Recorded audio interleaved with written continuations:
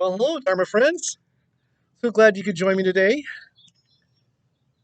Excuse me while I dry myself off. Why don't we go ahead and start as we always do? Would you please put your hands together and join me in Gasho? This is from the Tanisho. In this fleeting world, this burning house, all matters without exception are empty and false, totally without truth and sincerity. The Nembutsu alone is true and real. Namo Amidabutsu, Namo Amidabutsu, Namo Amidabutsu, Naman Nobutsu, Naman Nobutsu, Naman Nobutsu, Naman Nobutsu.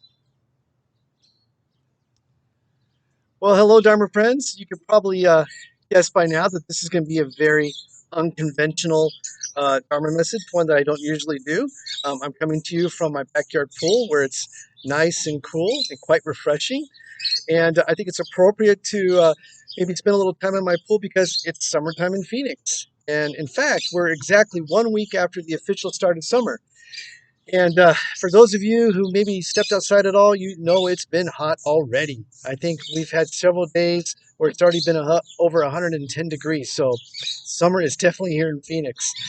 And when it gets this warm, for some of us, we want to escape the heat as best as we can. We need to spend some more time indoors or go outside early in the morning when it's not quite as hot. But eventually, a lot of us decide like we just got to get out of town because it's too darn hot. And so we may go someplace where it's a little more cooler and refreshing, maybe up in the woods or the mountains, for example, or we may head for the coast. We may spend some time in San Diego or San Francisco, San Jose, Los Angeles, or maybe somewhere in Florida, someplace with a beach, right? Where you can get a nice, cool ocean breeze and you have a chance to maybe immerse yourself in the sea a little bit. If you're not able to make it out to the coast, you may, get into your backyard pool if you have one. Or like I did when I was a kid growing up, you always find that person who's going to be your best friend for the summer who has a pool. So, whatever you're doing during these hot days, I hope you're finding a way to stay cool and refreshed. So the heat that we experience here in Phoenix and our desire to escape it actually made me think about that passage I just shared with you a few minutes ago. And that passage came from the Tanisho.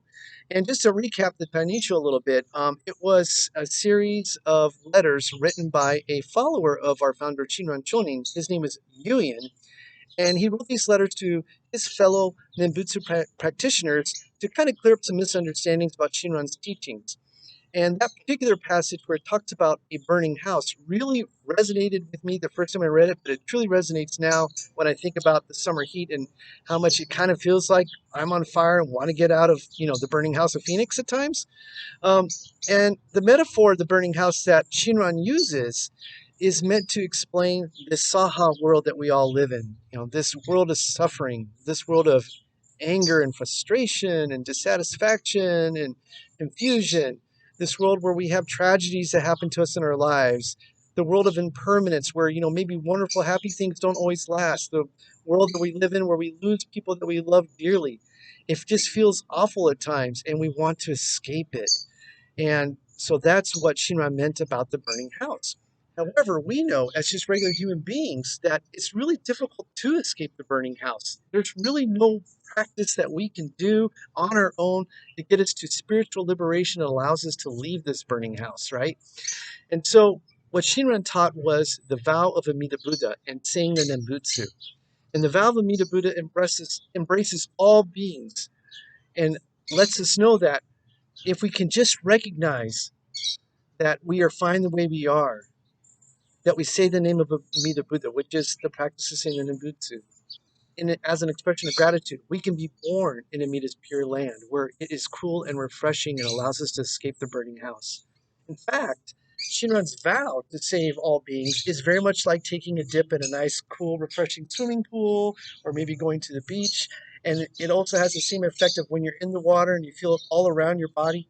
That's the power of Amida Buddha. That's the vow. It's with you all the time, constantly embracing you. And so just know if you can maybe recognize that just a tiny little bit, maybe the burning heat that you feel as a part of your life will be be lessened a little bit, and you feel the cool sensation of Amida in your life. As Jodo Shinshu Buddhists, when we come to recognize that the vow embraces us just as we are, we recite the name of Amida Buddha, Namo Amida Butsu, the act of Sinin Nembutsu, if you will. We recite that as an expression of gratitude.